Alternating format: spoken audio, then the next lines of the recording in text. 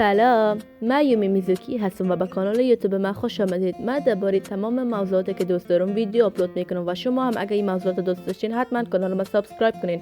من نمیتونم اویت واقعی ما بگویم و یا چیزی من نشون بدم، پس این کانال بین ما و شما یک راز است، پس به کسی نگوین. یا میال کانال ما به اشتراک برین، میخوایم سابسکرایبر زیاد داشته باشم.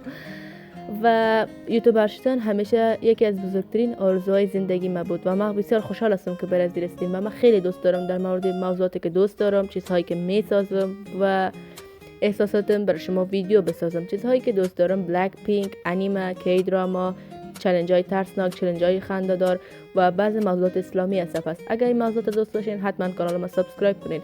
من میخواستم که اول مثل یوتیوبرایی که میشناختم ادامه بدم، یعنی اول ویدیوهای شورت آپلود کنم و بعد از اینکه یک ذره معروفتر شدم ویدیوی کامل بانم و گفتم بهتر است که این قسم ویدیو بانم. ویدیوهای شورت ما کاملا کاردیستی، بلک پینک، انیمه است و ویدیوهای کاملم در مورد موضوعات است که خودم دوست دارم بیشتر با کامرایتان صحبت کنم. بسیار ببخشید این اولین ویدیوی است و من خیلی استرس دارم و اما من خیلی دوست دارم که بیشتر با شما آشنا شوم.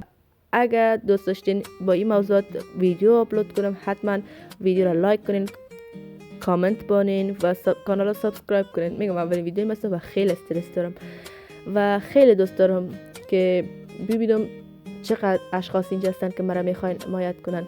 خیلی دوستتان دارم. از تماشایتان بسیار تشکر. تا ویدیوهای بعد، خدا حافظ.